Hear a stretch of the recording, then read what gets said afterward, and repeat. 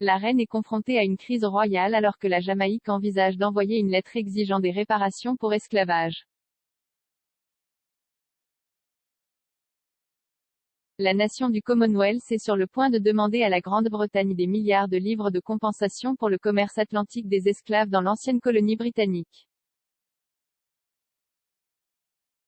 La politicienne jamaïcaine Olivia Grange, qui est ministre des Sports, de la Jeunesse et de la Culture, a révélé qu'une pétition avait obtenu l'approbation du Conseil national des réparations de la Jamaïque.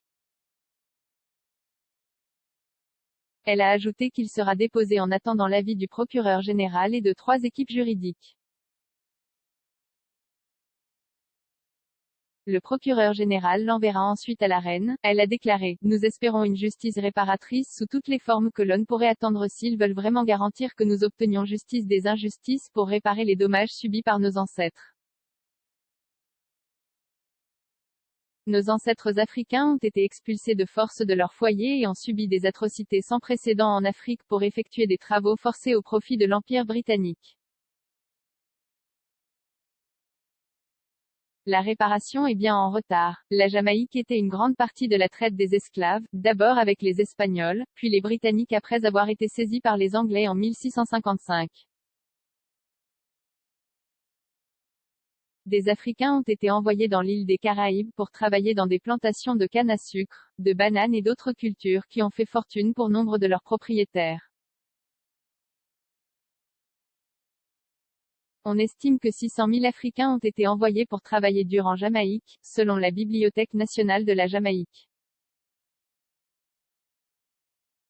La Jamaïque était une colonie britannique jusqu'à son indépendance en 1962. La Grande-Bretagne a mis fin au commerce des esclaves dans son empire en 1807, mais n'a complètement aboli la pratique de l'esclavage qu'en 1834. Pour dédommager les propriétaires d'esclaves, le gouvernement britannique a alors contracté un emprunt de 20 millions de livres et n'a fini de rembourser les intérêts qu'en 2015. Désormais, la nation, qui compte près de 3 millions de personnes, fait partie du Commonwealth et la reine reste chef de l'État.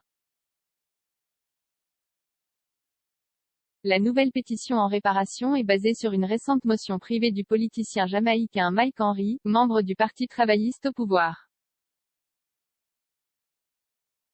Il a dit: Je demande que le même montant d'argent soit payé aux esclaves qui a été payé aux propriétaires d'esclaves.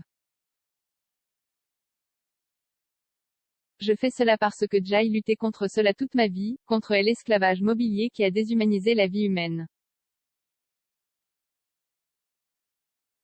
En décembre, le politicien de l'opposition Michael Phillips a également présenté une motion visant à révoquer le monarque britannique en tant que chef de l'État. La famille royale est également confrontée à des réactions négatives de la part d'autres pays du Commonwealth. L'année dernière, la Barbade est devenue le dernier pays à espérer rejoindre Trinité et Tobago, la Dominique et la Guyane pour devenir une république. La gouverneure générale de la Barbade, Dame Sandra Mason, a déclaré en septembre dernier: Le moment est venu de laisser complètement derrière nous notre passé colonial.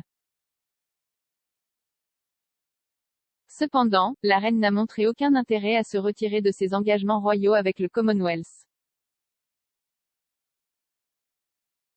Plus tôt cette année, elle a félicité les nations et territoires du Commonwealth pour leur réponse à la pandémie de Covid.